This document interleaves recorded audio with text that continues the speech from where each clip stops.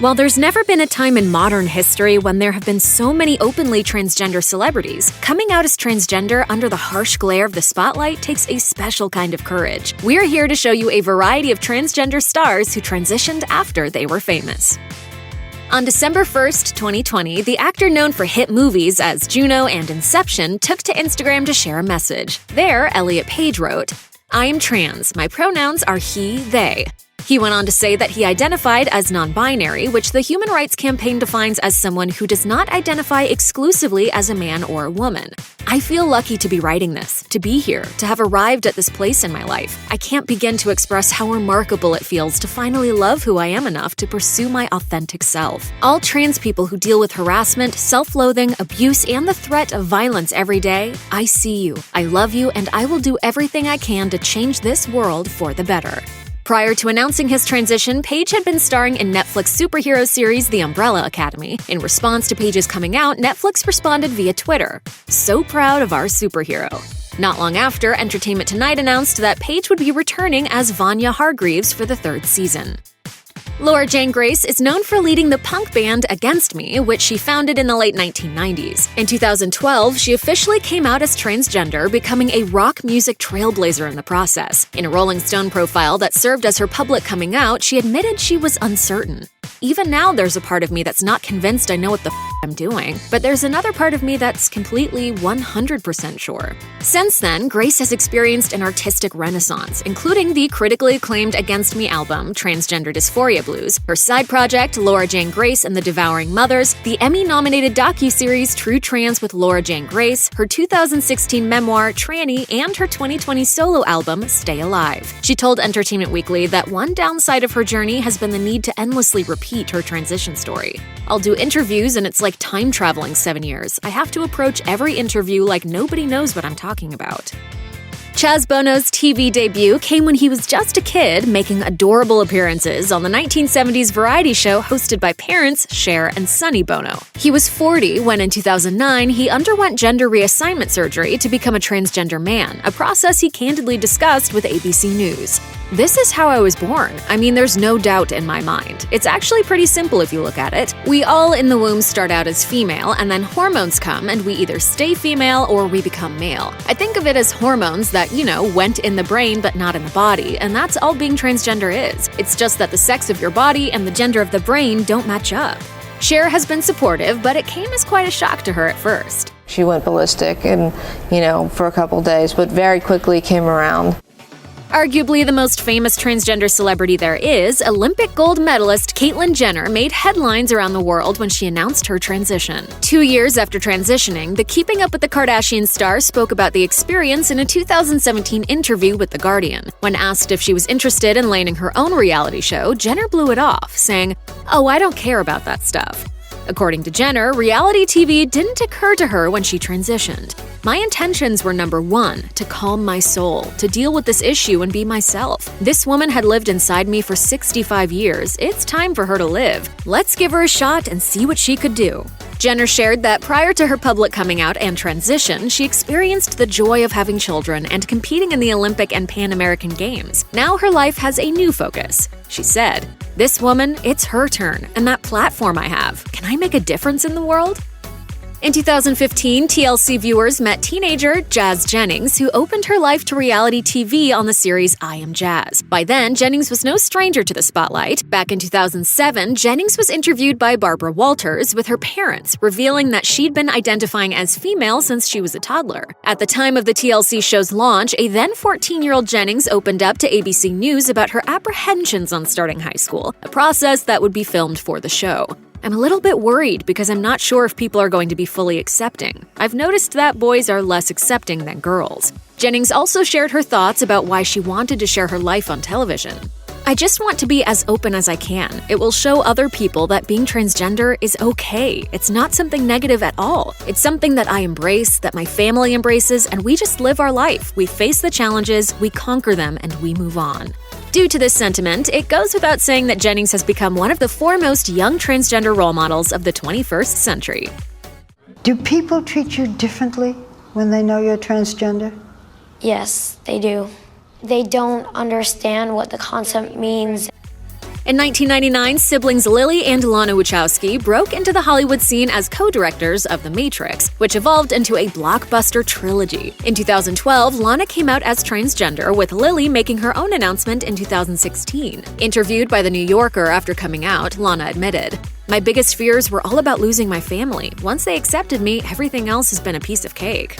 While the first Matrix movie was produced well over a decade before Lilly came out, in a 2020 interview with Netflix, she confirmed fan theories that the storyline of the Keanu Reeves starring Mindbender and its sequels was actually a trans allegory. I love that how meaningful those films are to trans people. I'm glad that it has gotten out that that was the original intention. It's definitely fair to say that it's no less than amazing how the films can strike chords on multiple philosophical levels. Many directors and screenwriters have likely taken notes from the Wachowski sisters. Alexis Arquette passed away of complications related to HIV in 2016 at age 47. She was known as an actor, activist, and all-around bon vivant who never achieved the success of her more famous siblings Rosanna, Patricia, and David. You would likely remember her for her role as a Boy George impersonator in Adam Sandler's 1998 comedy The Wedding Singer. According to a feature about her in The Hollywood Reporter, it was around 2004 when she first began approaching family and friends about her gradual transition to female. Her decision to come out as transgender was eyed with skepticism in Hollywood, yet she was able to rise above it. This was apparent in how she came across in the 2007 documentary Alexis Arquette, She's My Brother, and after joining the cast of this celeb reality show The Surreal Life in 2006. As The Hollywood Reporter pointed out, what could have been a potentially disastrous situation for Alexis instead brought her praise for presenting a strong trans role model at a time when such a thing was virtually non-existent. Andreja Pejic is a Serbian model who has walked the runway for the likes of Marc Jacobs and Jean-Paul Gaultier. What makes Pejic truly unique, however, is that she's modeled both men's and women's collections and has been described as one of the few true androgynous models in the world. While Pejic first attracted headlines by modeling women's wear while identifying as male, it's no longer been an issue since she underwent gender reassignment surgery in early 2014. She told Vogue, "I figured out who I was very early on, actually at the age of 13 with the help of the internet, so I knew that a transition, becoming a woman, was always something I needed to do, but it wasn't possible at the time and I put it off, and androgyny became a way of expressing my femininity without having to explain myself to people too much." This led her to become successful as an androgynous male model, even though her end goal was to simply identify as female. Regardless of this, she says, "I think my story can help people. My goal is to give a human face to this struggle, and I feel like I have a responsibility." Prior to his transition, German athlete Balian Buschbaum competed in the 2000 Olympic Games as a champion pole vaulter, winning numerous titles in his native Germany. In 2007, he announced he would be retiring from professional sports and would be transitioning to male. He told German broadcast RTL, "There were difficulties when I hit puberty. My body did not adapt to my soul. I want to be the man I have always been inside." As German media outlet Deutsche Welle reported in 2008, Buschbaum underwent extensive gender reassignment surgery. He wrote in his web diary, "Courage is the road to freedom. I woke up in complete freedom today. The sky is wide open." While Buschbaum may have stepped away from the sport that made him famous, his fame only grew when he subsequently competed on Let's Dance, Germany's version of Dancing with the Stars.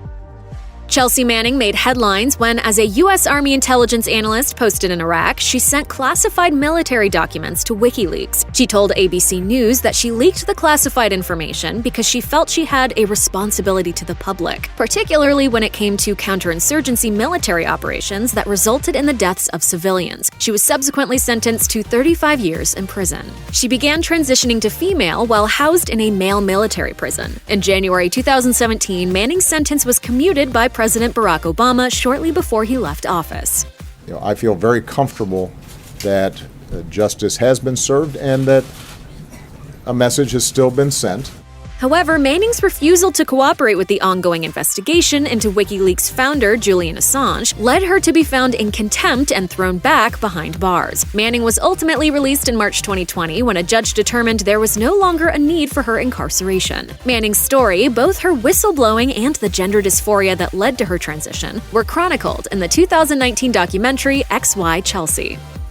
Singer Jake Zyrus was something of a child prodigy in his native Philippines, which ultimately led to exposure on U.S. television. His soaring, powerful voice attracted the attention of producer David Foster, who'd crafted hits for the likes of Celine Dion and Whitney Houston. In 2010, he produced Zyrus's first U.S. album, Cherise. That same year, Zyrus joined the cast of Fox hit Glee for its second season, portraying foreign exchange student Sunshine Corazon. In 2013, Zyrus came out as a lesbian on a Filipino TV talk show. I don't know what the problem with that is, because for me, that isn't a problem. To all those who will accept me, thank you very, very much.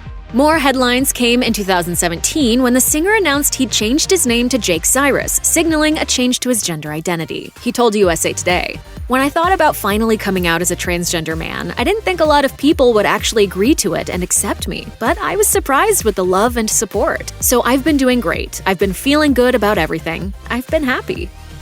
Check out one of our newest videos right here. Plus, even more Nicki Swift videos about your favorite people are coming soon. Subscribe to our YouTube channel and hit the bell so you don't miss a single one.